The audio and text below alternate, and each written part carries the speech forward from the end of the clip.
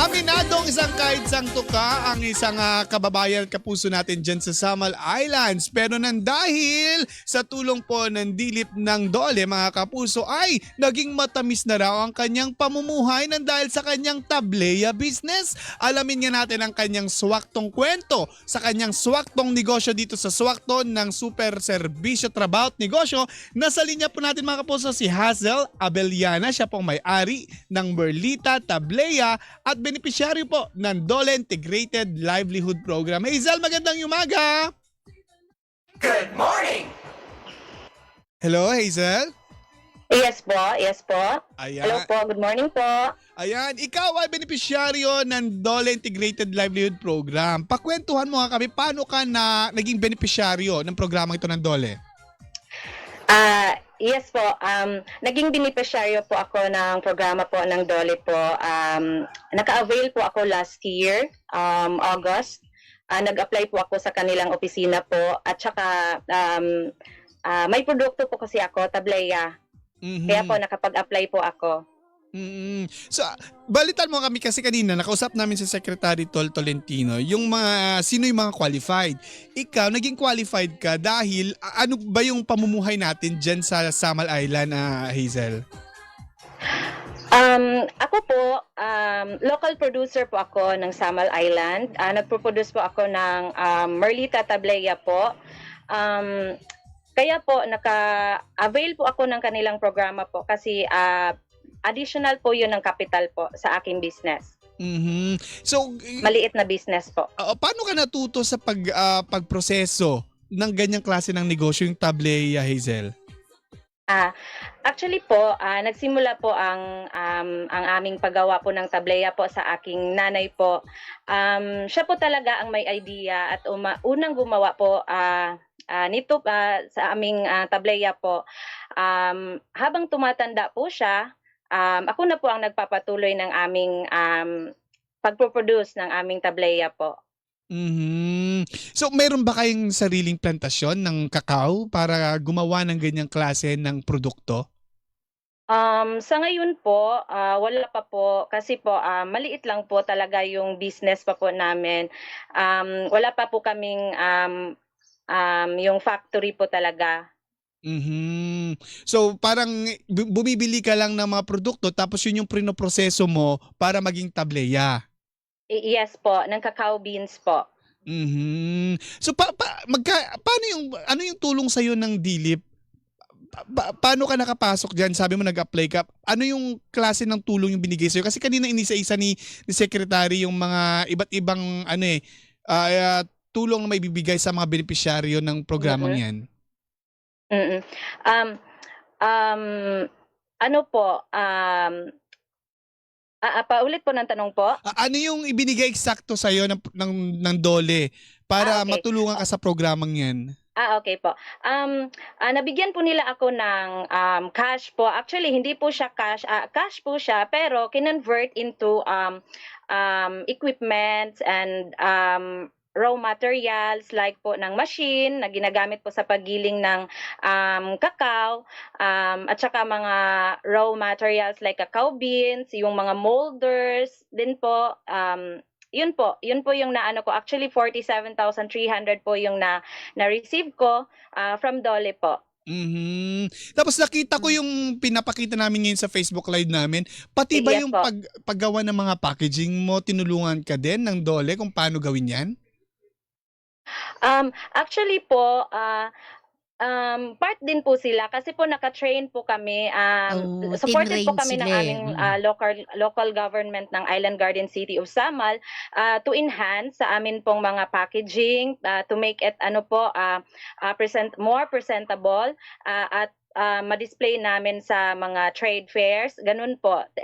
Part din po sila na nakatulong po sa amin sa pag-develop po.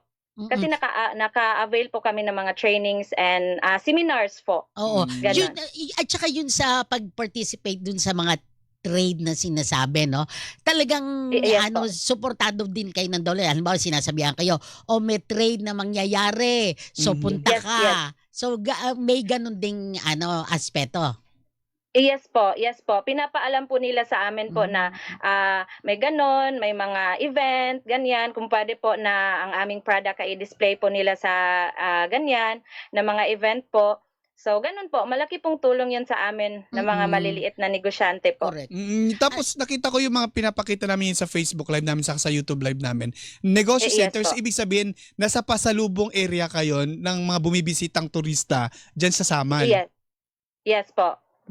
So Ang somehow galing naman. talagang ano no ma'am na talagang community talaga daw yun eh. Oo. At saka ang Yes kagandahan, po. hindi yung basta binigyan ka na lang. Oo. So tuloy-tuloy Yes. yung suporta din para matiyak Yes. nila na magtatagumpay ang negosyo, ano?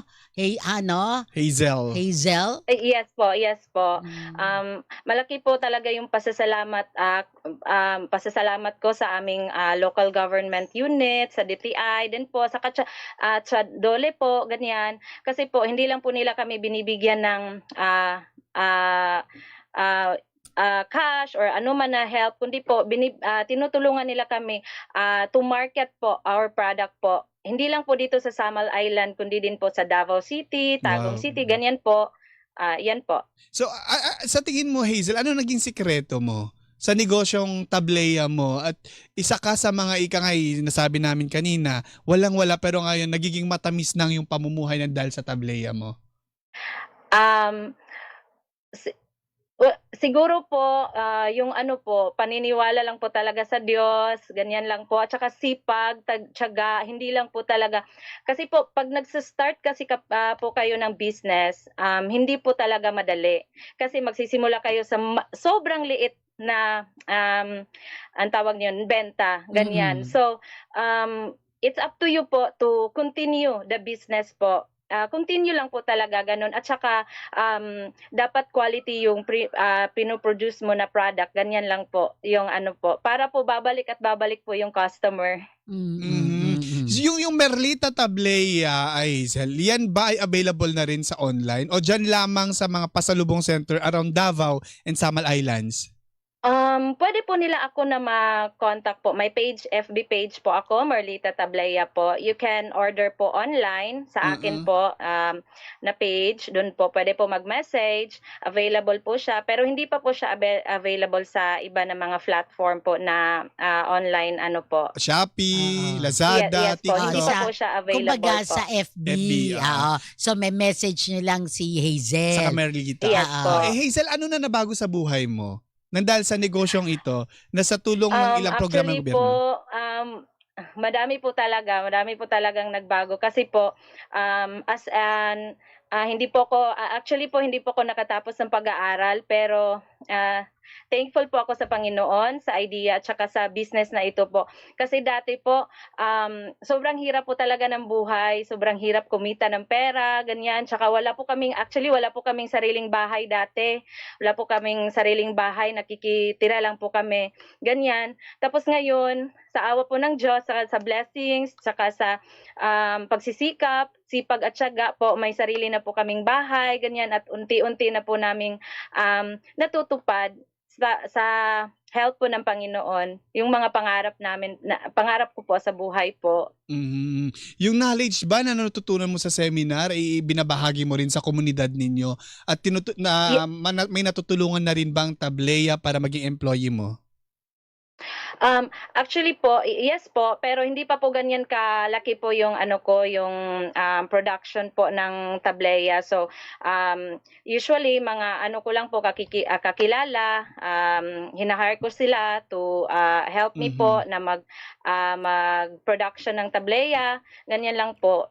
Wow. Mm. So, Yes hingan po. ka lang namin ng Oo business naman. tips para sa mga kapuso namin na talaga namang maranasan Ano yung- din. Yes, maipapayo mo, Hazel. Para dun sa mga nagnanais din na umangat sa buhay, sa Totoo. pamamagitan ng pagkakaroon ng sariling negosyo. Yes po. Sa mga kapwa ko po na maliliit na negosyante po, nais ko pong, ibahagi na huwag po tayong matakot magsimula kahit na, maliit po lamang ang ating pangarap. Ang aking, Merlita Tablea ay nagsimula lang siya sa simpleng paggawa po ng aking ina at sa, paglipas po ng panahon sa tulong ng sipag, tiyaga, biyaya ng Diyos ay unti-unti po itong lumago. Huwag po tayong mawala ng pag-asa kung mabagal ang ating pag-unlad. Patuloy lang po tayong maniwala, magsikap at gamitin ang mga pagkakataong binigay sa atin. Naniniwala po ako sa Panginoon na siya po ang nagbibigay ng lakas, idea at tamang pagkakataon at customers po upang matupad ang ating mga pangarap po sa buhay. Na, Correct. Ganyan lang ganda po. Totoo naman yan. yan. Legit. Maraming Amen. salamat, Hazel! Opo, thank you po. Ayan po mga kapuso, ang napakatamis na swaktong tagumpay, sa swaktong kwento, sa swaktong negosyo ni Hazel Abellana. Siya po yung may-ari po ng Merlita Tablea at benepisyaryo ng Dole Integrated Livelihood Program. Yes! It's a Oh, beautiful shout life out, indeed. shout out. Oo. Shout out sa mga kapuso natin na nakikinig. O yan na. Enough ko na kasi. Wait Ay, lang. naku na ba? O, mamaya na. Sa Sabado na, shout out. Yung utang muna ha. Utang. Utang Oo. muna. Utang muna. Anyway, paalam na tayo, dudes. Ito po ang inyong kapuso, Norilyn Temblor. Yours tuti mga kapuso, magsama-sama muli tayo sa susunod na Sabado. Dito lamang po yan sa programang punong-puno ng impormasyon at inspirasyon. Ito ang programang 3 taon nang binibigyan ng parangal ng Catholic Mass Media Award bilang Best Business News. Ako yung kapuso, yours tuti. Norilyn Temblor po. Ito po ang DCWB Super Servicio Trabaho. At negosyo. Laban ng fake news. Dapat totoo. Tandaan, toots. Dito sa DZBB, walang kinikilingan. Walang pinaprotektahan. Noon at ngayon, serbisyong totoo. Thank you, Lord.